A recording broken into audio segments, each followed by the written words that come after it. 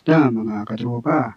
Ang inyong mapapanood ay hindi special effect o gawang pinikula lang. Ito'y hango sa tunay na nangyari sa bansang Japan at ito'y kumpletong na-document noong 2011. Kaya ito, sabay-sabay natin panoorin.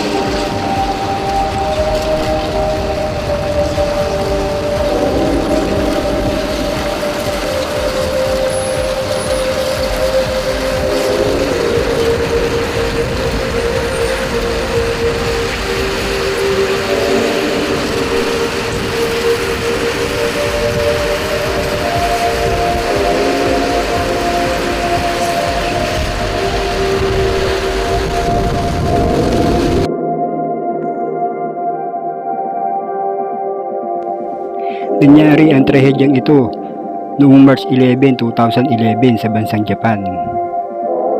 Makikita rito ang malalakas na alon at ang mga gamit na tinatangay ng tubig na kahit mga bahay ay kaya nitong tangayin. Makikita rito ang dike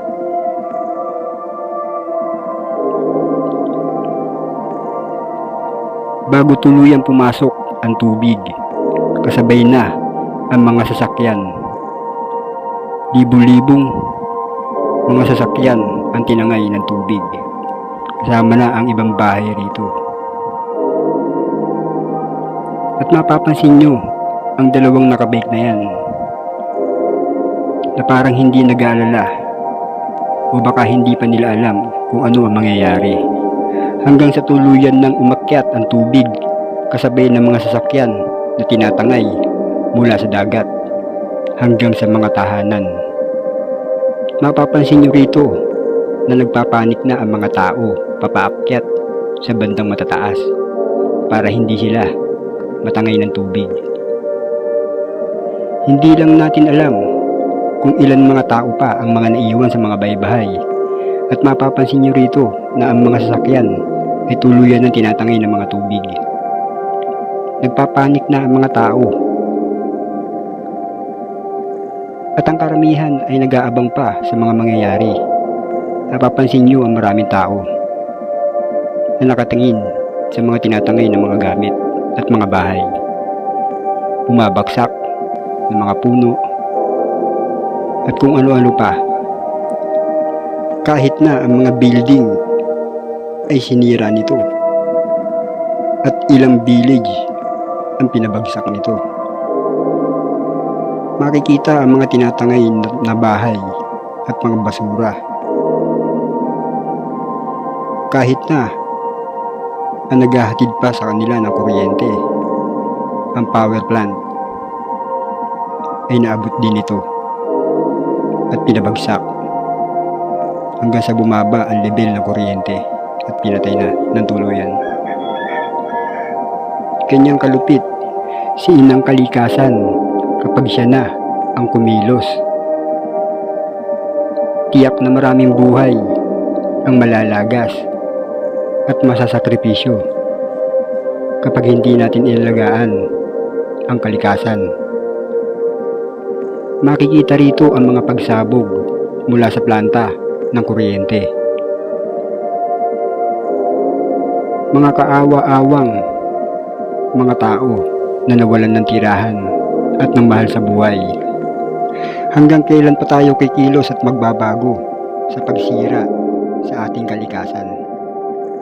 Huwag na natin hayaan na marami pang buhay ang mawala sa pangyayaring ganito. Sana ang lahat ay natuto na upang ang kalikasan ay atin ng alagaan at hindi para sirain pa.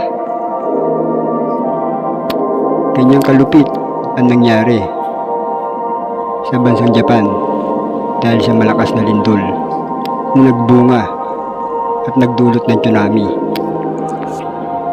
At dito ko na inuputol ang ating video. Sana'y may natutunan kayo sa nangyari ito.